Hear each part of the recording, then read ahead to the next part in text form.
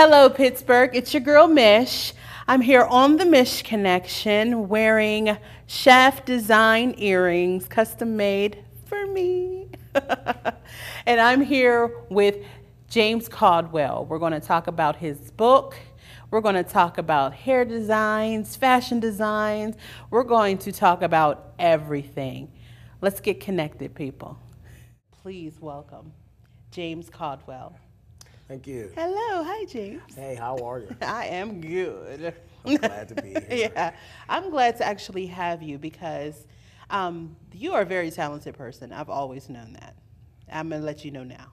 I try. I try. And I knew that you were an author and a cosmetologist. I just found out that you're a fashion designer working all these years on your own fashion line.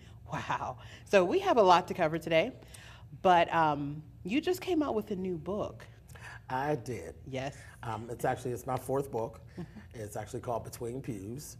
And it's just done in the same vein as the other three books that I've done, which I kind of say the things that people don't always want to say. Yeah. I don't mind having a hard conversation. Yeah. Well, we're definitely going to talk about that, especially even from your first book. But tell me, where are you from in Pittsburgh? I am actually right from Pittsburgh. I am right from Manchester. Oh. So I am right in the area. Yeah. I've been here for my whole 41 years. I actually still live in the house that I grew up in. So. Oh, nice. Yeah. And you are a father. You have two beautiful children. I am. I have two boys, Yeah. Trayvon and Dawn Trey. How old are they? Trayvon is 9. Dawn Yeah. Trey is 6. Trayvon will actually be 10 on the 25th of Yeah. June. So. Oh, how do they feel about their father just having so many hats? It's not really all that important to them. They're like, Yeah. oh, that's just daddy. It's no big deal to them. It's like, man, can we get a peanut butter and jelly Right. sandwich? I'm not real concerned about a good blouse or anything like that. Right. Peanut butter and jelly will be good.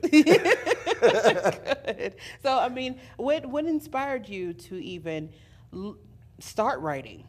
Well, the thing is, actually, I went to Langley High School, and I had a fabulous English teacher. Her name was Karen Williamson.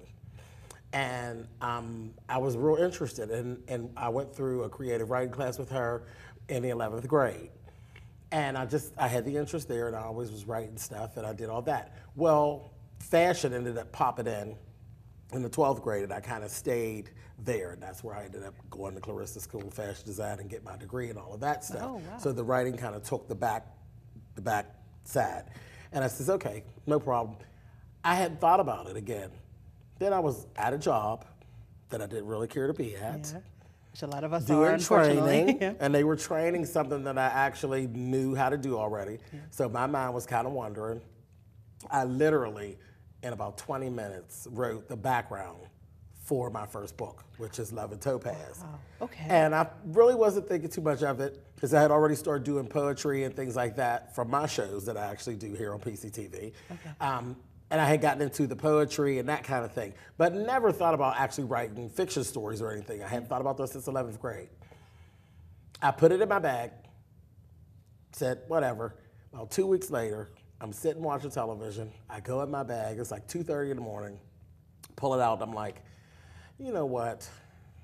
Take a notebook. I start writing. 14 days later, it was a book. Oh my. So it just kind of poured out of me. Yes. And it was crazy. It was crazy. What different events inspired that first book? Just Well, to kind of get it started. The first book is it's about a little boy named Topaz. Yeah. He's 16 years old.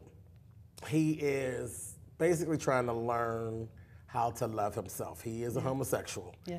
And so he has a lot of different little issues, a lot of different little things going on. He has a very dysfunctional family. Very dysfunctional. So there's a lot of that going on. And he's kind of having to learn how to kind of like love himself when everybody else kind of isn't. So kind of went through some of that. Yeah. And loosely, it is based a lot on me. Okay. Everything in the first book actually did happen. It didn't all happen to me. Yeah. But I've either sat and seen these things happen, or I know the person that happened to. We just switched things around, made it a little more fun, and changed the names naturally. Okay. But as you go forth, Love and Topaz actually has two it's a series. So there's Love and Topaz, Losing Topaz is the second, and then the third book was Learning Topaz. Okay. You kind of start to see the progression. You can see me and Topaz have a whole lot in common. Oh, okay. Okay, we got the same birthday, little cute little things like that we're throwing in.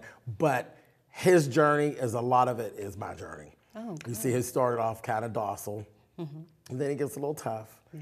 And then he starts saying basically what he wants to say, and he learns to have the hard conversation. Yeah. So it's kind of, you know, and I think the reason that the first book was able to be written so quickly because I was pouring. Yeah. The things were just pouring out of me. And I found it was so therapeutic. I was able to let go of things. I'm 41 years old. I was able to let go of things that I had been mad about for years. And I didn't spend any money on a therapist. I was able to just write it out. Yes. and I said, well, this is crazy. I said, here I go. I rediscovered my writing. And here it is. I'm cleansing at the same time. So I said, well, that was the thing. All that pouring. I said, I'll never be able to do this again. I'll never write another book in 14 days. And of course, all that changed. No, because the second book took 3 months. Oh, man. And then the third book took 6 months. And then Between Pews is something completely different. So it's not even Topaz. I'm not, dealing with that thing. It took 7 months. So that first book, that was supposed to happen. Yeah. Yeah, there was a cleansing that needed to happen. Well, either way, I'm glad that you actually took a lot of events from your life and was able to be inspired in that. And even if it's loosely based or not, it's good to actually step into your world. I thank you for that because, I can't wait to, look into it also. I know I'm not fully through all the series, but so far it's just juicy. My life has been that way. Right. To be Black, male, and homosexual, that's a whole bunch of issues all in itself. You have to embrace it, learn to love you. Yeah, of course. And, as long as you're respectful to people, people are going to be okay. Exactly. They're going to accept you, and things get easier. As you get older and you learn to deal, things get easier. Yes, and there's other people out there who have gone through it, so I don't feel like I'm special. And that's there's the thing. People that are going through it right now. Yeah, and it's good to actually be relatable too. Yeah. So that's good. So we're actually going to get into so many things with James. Now, be right back. I got the connection here, so come right back to the Mish Connection.